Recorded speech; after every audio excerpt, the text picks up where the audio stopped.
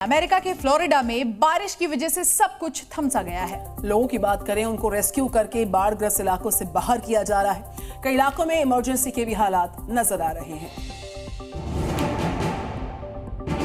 दक्षिण फ्लोरिडा में बारिश से कई हिस्सों में तबाही देखने को मिल रही है। भारी बारिश से पूरा शहर पानी पानी हो गया है। लोगों के घर पानी से घिरे हुए हैं। मियामी में फोर्ट लॉडरडेल जैसे शहरों में जबरदस्त बारिश हुई है। तस्वीरों में आप देख सकते हैं कि बाढ़ के पानी में फंसे लोगों को रेस्क्यू टीम निकालकर सुरक्षित जगह पर पहुंचा रही है। दरअसल भारी बारिश से लोग घरों में ही फंस गए। मेक्सिको की खाड़ी से उठे इस तूफान का असर फ्लोरिडा के हर हिस्से में देखने को मिला। फ्लोरिडा में एक तरफ जहां बारिश और बाढ़ ने कहर बरपा रखा है, वहीं कुछ जगहों पर सड़कों पर नाव चल रही है। तस्वीरों में साफ दिख रहा है कि कुछ लोग बाढ़ के पानी में ट्रैफिक के बीच ही नाव चला रहे हैं। सड़कों पर पानी लगा हुआ है, कारें आ जा रही हैं और कुछ युवक मस्ती में नाव चला रहे हैं। भयंकर बारिश को देखते हुए फ्लोरिडा के गवर्नर ने कई हिस्सों में इमरजेंसी की घोषणा की है। लगातार बारिश के बाद अब भी राहत की कोई उम्मीद नहीं है। मौसम विभाग ने साफ कहा है कि 1-2 दिन में करीब 7 तूफान आने की संभावना है। अगली खबर है मुंबई से, जहां के मीरा रोड इलाके में एक बार फिर से बकरे का मुद्दा गर्माता नजर आ रहा है। बिल्कुल, बीते साल हुए विवाद को देखते हुए यहां पर पुलिस ने सुरक्षा और कड़ी कर दी है। मुंबई में बकरीद के त्योहार को लेकर पुलिस और प्रशासन बेहद चौकन्ने हैं। खासकर मीरा रोड इलाके में तो पुलिस का बंदोबस्त कुछ ज्यादा ही सख्त है। दरअसल यहाँ पिछले साल बकरीद से पहले सोसाइटी के अंदर बकरा लाकर रखने को लेकर हंगामा हुआ था। इस सोसाइटी में इस बार फिर से बकरे के मुद्दे को लेकर हंगामा हुआ है। हालांकि यहाँ किसी भी तरह का विवाद न हो, इसके लिए पुलिस पहले से ही निगरानी कर रही है। हर गाड़ी की पूरी तरह से चेकिंग की जा रही है ताकि कोई भी चुपके से बकरे अंदर ना लेकर जा सके। देर शाम कुछ लोगों की गाड़ी चेक की गई तो वो पुलिस के साथ ही बहस करने लगे। पुलिस के काफी समझाने के बाद किसी तरह मामला शांत हुआ। बीते साल इसी सोसाइटी में कुर्बानी के बकरे रखने को लेकर काफी विवाद हो गया था। इसके बाद तो अलग अलग सोसाइटी से ऐसी खबरें आने लगी थी। विवाद इतना बढ़ गया था कि बात हाईकोर्ट तक पहुंच गई थी।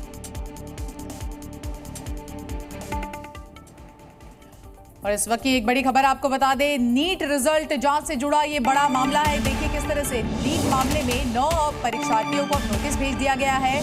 टीयूयू ने 9 परीक्षार्थियों को नोटिस भेजा है और ये सभी के सभी अलग अलग जिलों से हैं। बड़ी जानकारी निधि सामने आ रही है। बिल्कुल अलग अलग जिलों से सभी हैं। पुलिस ने 13 आरोपियों को गिरफ्तार किया इस पूरे मामले के तहत।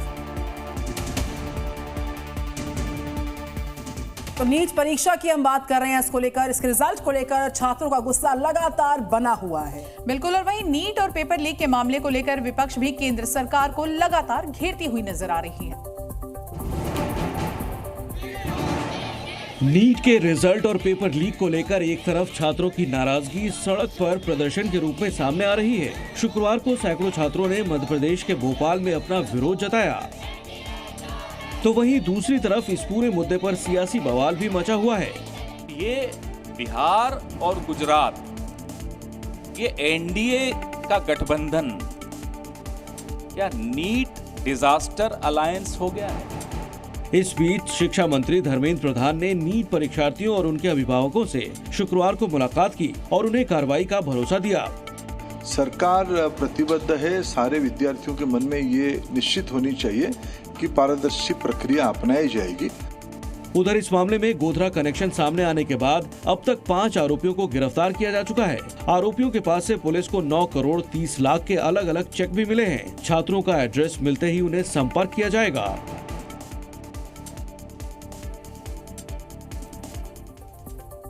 इस बीच शिक्षा मंत्री के घर के बाहर प्रदर्शन करने वाले छात्रों पर एफआईआर दर्ज। तो ये बड़ी खबर सामने आ रही है। आपको बता दें, एनएसयूआई से जुड़े छात्रों ने विरोध प्रदर्शन किया था और अब ये जानकारी की प्रदर्शन करने वाले छात्रों पर मामला दर्ज कर लिया गया है। तो किस तरह से लगातार प्रदर्शन कर रहे थे शिक्षा मंत्री के घर के बाहर, और अब इस पूरे मामले में शिकायत दर्ज कर ली गई है। और देखिए किस तरह से गुजरात के वडोदरा में एक हैरान करने वाला मामला सामने आया है। यहाँ की एक सोसाइटी में एक मुस्लिम महिला को फ्लैट देने का विरोध हो गया है।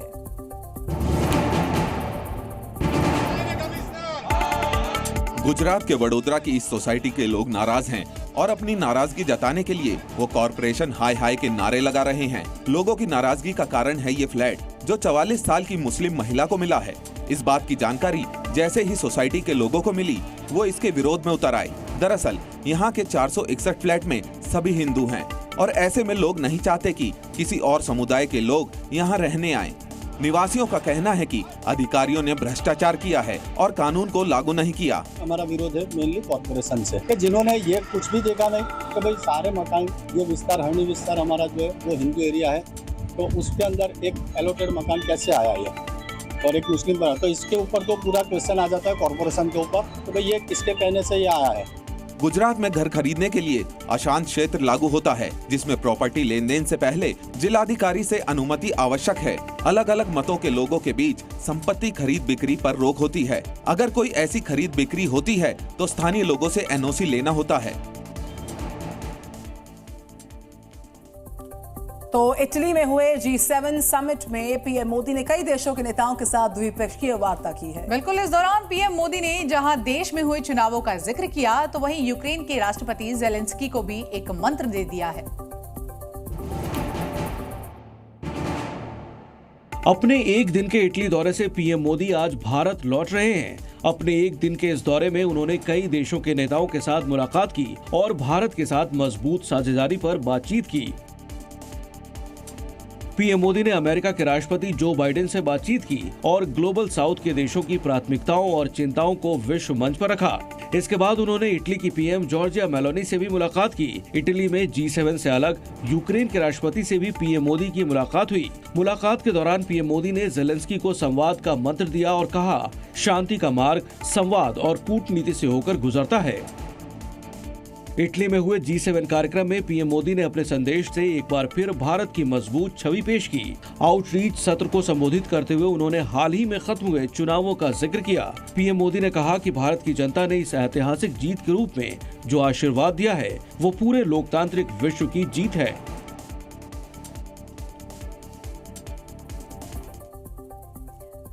और चलिए खबरों में आगे बढ़ते हैं। लोकसभा परिसर से 2 मूर्तियों को हटाने के निर्देश ने अब सियासी बवाल मचा दिया है। कांग्रेस का दावा है कि मूर्ति हटाने का मकसद सांसदों के विरोध प्रदर्शन को रोकना है। संसद भवन से 13 महान हस्तियों की मूर्ति हटाने को लेकर निर्देश जारी किया गया है। इन 13 मूर्तियों में बाबा साहेब भीमराव अंबेडकर और महात्मा गांधी की मूर्तियां भी शामिल हैं। इन मूर्तियों को अब प्रेरणा स्थल पर लगाया जाएगा। इस निर्देश ने विपक्ष के कई नेताओं की नाराजगी बढ़ा दी है। विपक्ष का सीधे तौर पर कहना है कि ये विपक्ष के विरोध पर लगाम लगाने की साजिश है। वहीं इस मामले पर कांग्रेस नेता जयराम रमेश ने सोशल मीडिया साइट एक्स पर लिखा, इस स्थानांतरण और इसे एक भव्य नाम देने का पूरा विचार ये सुनिश्चित करना है कि महात्मा गांधी और डॉक्टर अंबेडकर की मूर्तियां संसद भवन के ठीक सामने किसी प्रमुख स्थान पर न हो, जहां सांसद आवश्यकता पड़ने पर शांतिपूर्ण और लोकतांत्रिक विरोध प्रदर्शन कर सकें। और मोदी शासन के साथ उनकी बहुत बार लगभग दैनिक आधार पर आवश्यकता होती है। बीते साल सांसदों ने कई बार बापू और अंबेडकर की प्रतिमा के आगे सरकार के खिलाफ प्रदर्शन किया था और विपक्ष का मानना है कि सरकार इसी को लेकर घबराई हुई है। तो यूपी बीजेपी हार के बाद अब पूरी तरह से एक्शन मोड में आ गई है। बिल्कुल, उम्मीदवारों से हार की वजह पूछी जा रही है और साथ ही पार्टी भी अब अपनी रिपोर्ट बनाने जाएगी। इसी के साथ साथ भीतरघात करने वालों पर भी कार्रवाई की जा सकती है। यूपी में बीजेपी की हार पर मंथन का दौर जारी है। पार्टी जीत के बड़े बड़े दावे कर रही थी, लेकिन जब नतीजे आए तो कई नेताओं की साख दांव पर लग गई। अवध, कानपुर और बुंदेलखंड के हारे हुए उम्मीदवारों से हार की वजह पूछी गई, जिस पर प्रत्याशियों ने अपनी रिपोर्ट दी है। हारे हुए उम्मीदवारों ने भीतरघात और पार्टी के विधायकों पर दोष बढ़ा है। कुछ थे जो टिकटार्थी लोग थे जो टिकट मांग रहे थे, जिनकी अपेक्षाएं थी लोकसभा में हमें टिकट मिलेगा, नहीं मिला उनको तो अपना खुल के आ गए सामने। जब सामने वाला घाती होता है तो भीतरघाती भी उसमें शामिल हो जाते हैं। दरअसल बीजेपी 3 तरह की रिपोर्ट तैयार कर रही है। पहला उम्मीदवार से मिली रिपोर्ट, दूसरा बीजेपी के पदाधिकारियों की रिपोर्ट और तीसरा मंडल लेवल पर तैयार की गई रिपोर्ट। ये सभी रिपोर्ट पार्टी हाईकमान को भेजी जाएगी। रिपोर्ट के आधार पर केंद्रीय नेतृत्व भीतरघात करने वालों पर कार्रवाई करेगा। सभी अपने मान्य प्रत्याशियों को बातचीत करने, उनके अनुभव चुनाव के जानने के लिए हम लोगों ने बुलाया है। ऐसे ही हम लोग अलग अलग क्षेत्रों के हिसाब से वहाँ जाकर उन सारे विषयों का आकलन करेंगे जिस प्रकार से ये परिणाम आए।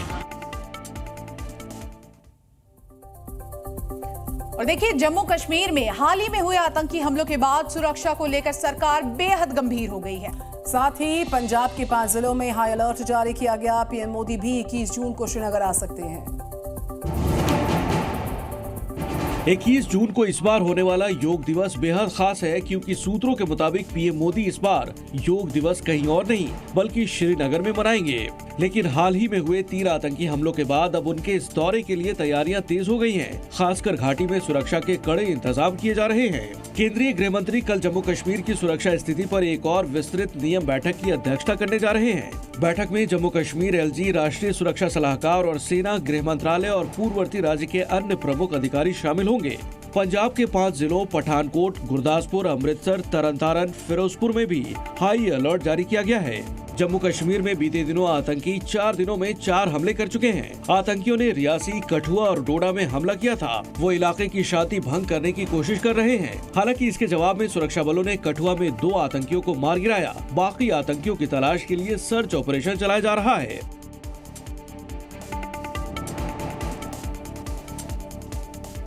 महाराष्ट्र में शरद पवार को यूं ही साहेब नहीं बोला जाता है। बिल्कुल, लोकसभा चुनाव के बाद शरद पवार किसानों की समस्याओं को लेकर सीएम एकनाथ शिंदे से मुलाकात करेंगे, लेकिन सियासी हलकों में इस मुलाकात को काफी अहम माना जा रहा है।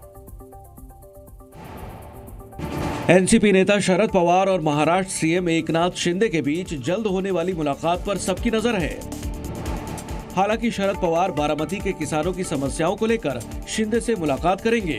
बारामती के कई हिस्सों में भयंकर सूखा पड़ रहा है। पवार भले ही किसानों के मुद्दे पर शिंदे से मिल रहे हों, लेकिन इस साल होने वाले विधानसभा चुनाव से पहले ये मुलाकात अहम मानी जा रही है। वहीं महाराष्ट्र के मंत्री और एनसीपी नेता छगन भुजबल ने राज्य में हुई हार का ठीकरा अजित पवार गुट पर फोड़े जाने का विरोध किया है। उन्होंने बीजेपी पर भी निशाना साधा। देश में दूसरे राज्यों में भी तो ये हुआ है, जैसे यूपी, कोई भी बोल नहीं रहा था कि ऐसा यूपी में इतने पीछे बीजेपी आएगी, मगर आ गई। तो उसके कारण जो है ये सिर्फ अजीत पवार गठ ये है, ये कहना मैं वाजिब नहीं समझता। चलिए बात करते हैं क्रिकेट जगत की। T20 वर्ल्ड कप में अगले राउंड की तस्वीर लगभग साफ हो गई है। सबसे बड़ा उलटफेर ये हुआ है कि जो पाकिस्तान है, न्यूजीलैंड और श्रीलंका ऐसी टीम्स बाहर हो चुकी हैं, जबकि अमेरिका अगले राउंड में जाने में सफल रही। T20 क्रिकेट के महाकुंभ में कई टीमें अगले राउंड में पहुंच गई हैं, तो कई टीमों के लिए उम्मीद अभी बाकी है। लेकिन कई टीमों का सफर 3 मैचों में ही खत्म हो गया, और जिन टीमों का सफर खत्म हुआ है वो क्रिकेट की दुनिया के दिग्गजों में शुमार हैं। बाहर होने वाली टीमों में पाकिस्तान, श्रीलंका और न्यूजीलैंड जैसी बड़ी टीमों के नाम शामिल हैं। पाकिस्तान को अमेरिका और भारत ने हराया था, तो वहीं न्यूजीलैंड को अफगानिस्तान और वेस्टइंडीज से हार मिली थी। श्रीलंका अपना पहला मैच हारने के बाद दूसरा मैच जीत गई, लेकिन तीसरे मैच में उसे बांग्लादेश ने हरा दिया। भारत, ऑस्ट्रेलिया, वेस्टइंडीज और दक्षिण अफ्रीका ने अगले राउंड में जगह बना ली है, लेकिन 2 ऐसी टीमें हैं जिन्होंने सभी को चौंका दिया। अफगानिस्तान ने वेस्टइंडीज और न्यूजीलैंड जैसी टीमों के ग्रुप में रहते हुए अगले राउंड में जगह बनाई। वहीं मेजबान अमेरिका भी अपने प्रदर्शन से सभी को चौंकाते हुए अगले राउंड में पहुंच गया। फिलहाल टूर्नामेंट में बांग्लादेश और इंग्लैंड के अगले राउंड में जाने की उम्मीदें अभी बरकरार हैं। आज इंग्लैंड का मुकाबला नामीबिया से होगा, जबकि बांग्लादेश का अगला मैच नेपाल से है। Z News।